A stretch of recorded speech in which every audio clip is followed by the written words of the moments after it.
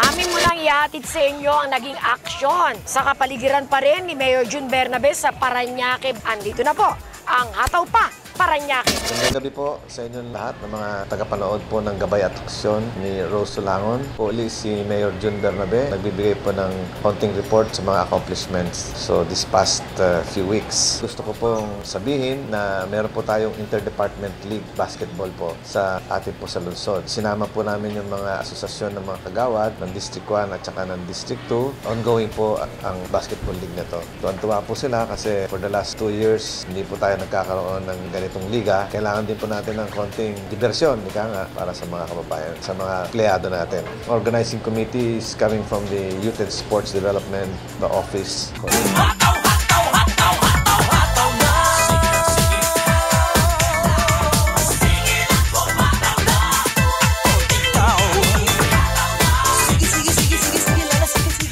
Meeting po kami ng Rotary Homes Foundation. Ito po ay yung proyekto ng City Government, ng Rotary Home at ng Angkop. Tumutulong po sa atin ng mangalap ng pondo. Tumutulong din po sa atin ang Angkop, answering the cry of the poor under the Couples for Christ. Sisente, may tubig, may kuryente, may banyo, at mapalinis natin yung ilog Palanyag. Habang nililinis po natin, dapat ilipat po natin yung mga nakatira doon, mga informal settlers. Sa ngayon po, ang project ng local government ng Parañaque ay tungkol sa C5 ay tuloy-tuloy. After mga 2 buwan pa, makikita na po natin yung mga bagong project na kagaya nito. Ito na po ang project ng Rotary Home sa tulong ng local government sa ating butihing Mayor Lorenzo Bernabe. Siya ay naglaan ng panahon para mabili yung property na paglilipatan ng mga nakatira sa tabing ilog. Ito po yung mga nakatira sa tabing ilog na ililipat po natin para mabago ang kanilang buhay dito sa bagong project ng Rotary Homes. Isa na naman po itong project ng ating butihing mayor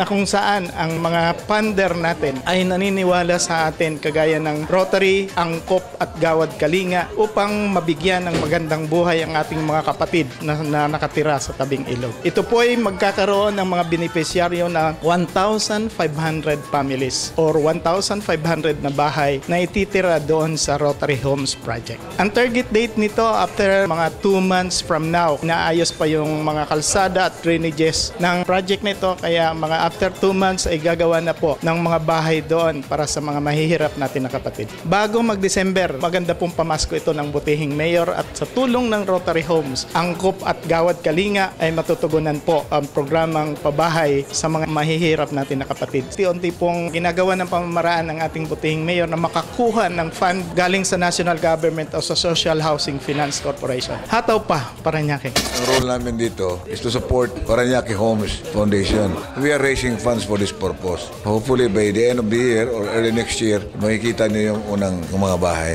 The project of the mayor is very laudable. Para sa mga tao sa Parañaque, mabuti itong ginagawa ng pamahalaan dito ng gobyerno para sa inyong lahat. Hataw na. Ginagayak na namin ang site, yung lugar kung saan papatuyuan yung Rotary Homes Parañaque. Joint project ito with the City of Parañaque, as you know, through Mayor June Bernabe. In fact, ready na yung pondo, na-raise na namin. Ang kailangan talaga, maayos yung site, yung kalsada, yung drainage, yung tubig, kuryente, tapos lahat ng mga Rotary clubs handa na tumulong. 3 million. Yun ang initial salvo lang. Kasi ang fundraising tuloy-tuloy yan. Kumukuha kami from Rotary clubs, from other NGOs, other corporations para magkaroon ng mga donations. Magkakaroon tayo ng multipurpose hall doon, magkaroon ng salo-salo together with the mayor and the Rotarians. Tapos noon, yung mga bata, parang masaya. Yun ang kanilang bagong bahay, bagong tahanan. December, gawa na yung bahay, yung first 20 homes. Papasalamat ako sa magandang loob na binigay ni Mayor June. Binahagi niya yung lugar para mailagay natin yung mga nakatira sa Ilog Parañaque para sa ganun, karoon ng magandang pag-asa at buhay itong mga nakatira dito. Lalong-lalo na sa mga clubs, mga Rotarians na sumusuporta sa magandang hadikain na to. Kundi dahil sa kanila, itong pangarap na to hindi matutuloy. O lahat ng mga taga Parañaque ay makiisa na rin sa amin. Sumama na po kayo. Hataw Parañaque. Meron po tayong launching of a project by the Parañaque Midwives. Magpapaliwanag po niyan ay si Dr. Olga Bertuccio, ang City Health Department head po natin. Kami po ay nagpapasalamat at nagkaroon naman kami ng pagkakataon na ma-share sa inyo ang aming mga ginagawa po dito sa Parañaque City. Sa ngayon, meron po kaming tinatawag na Private Midwives Workshop para po mapatatag namin ang mga serbisyo namin pang kababaihan. Tinatawag natin na maternal and reproductive health services. Isa sa mga target ng ating syudad, no, sa pangunguna ng aming mahal na Mayor Florencio Bernabe Jr. para maisulong at ma-achieve po namin ang Millennium Development Goals by 2015 on maternal and child health survival. Inimbata ho ng City of Parañaque ng local government unit, mga private midwives po dito sa syudad para makiisa po sa amin at para matulungan nila kami para ma-deliver yung mga quality health services, lalo-lalo na sa reproductive health services para sa kanila. Para ang mga nanay ay maiwasan ho natin na magkasakit o may mangyari sa kanila during the time na sila po ay dinadala sa kanilang sinapupunan ang kanilang mga anak. At isa ho sa kapartner ng aming local government unit ay ang ating mga private midwives dito sa syudad. Marami pong dumating ngayon para matulungan at makiisa sila sa aming pagpaplano kung paano pa namin mapatatag at mapaganda lalo ang serbisyo para sa mga ina at sa mga women of reproductive age pagdating po sa serbisyong pangkalusugan. Ito ay isa sa mga major projects ngayon ng Mayor June Bernabe dito sa Parañaque City. Kasama po ang aming project coordinator si Dr. Agnes Rillo, ang aming midwife coordinator sa FP na si Jorna Aguiles, in partnership naman po with the PRISM Group sa pangunguna ni Miss Dottie Navarro. Kuhanin ko na din ang pagkakataon na to para imbitahan po lahat ng kababaihan, women of reproductive age, ang ating mga nanay na buntis at hindi buntis, yung nagpapadede at hindi. August 26 po, isang malaking summit para sa ating tinatawag na Buntis Congress. So para po sa inyo ito, alay ho ng ating local government unit. Sama-sama ho tayo at magkita-kita tayo. Kasama ho namin dito ang iba-ibang partners para ho tayo ay mag-celebrate ng kalusugan ng kababaihan dito sa siyudad ng Parañaque. August 26, alas 9 hanggang alas 5,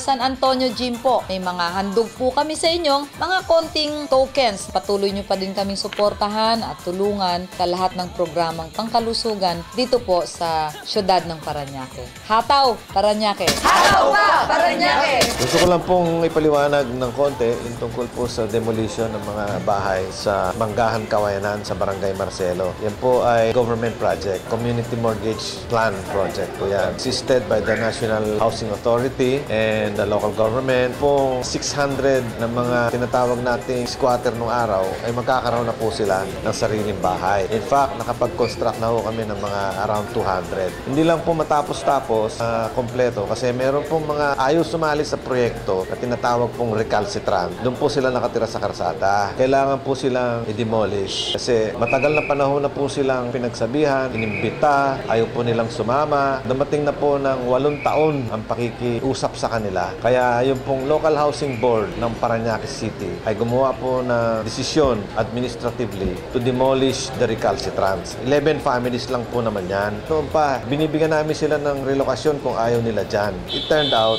malaki pala yung space na inuokupahan nila kaya ayaw nila umalis. Kasi sa government project like that, maximum na yung 30 square meters. After complying with all the requirements administratively ng batas para magbigay ng demolition order ang Local Housing Board ng Parañaque, na-comply po namin yan. At kasama po namin dyan, bukod ng city government, kasama po namin ang Commission of Human Rights, PCUP, Presidential Commission on Urban Poor, at saka National Housing Authority. So, ano po yan? Legal na legal po yan. Lahat po na Metro Manila Mayor's Wives ay naggumawa ng isang proyekto under the MMDA. Yun po mga First Ladies. Ang tawag po dyan Metro Ko, Lab Ko. Dito sa Parañaque, Parañaque Ko, Lab Ko. Dito gaganapin ang launching ng Parañaque Group. So, imbitado lahat ng First Ladies ng buong Metro Manila. Environmental, linis ko, tapat ko, tumutulong po ang MMDA.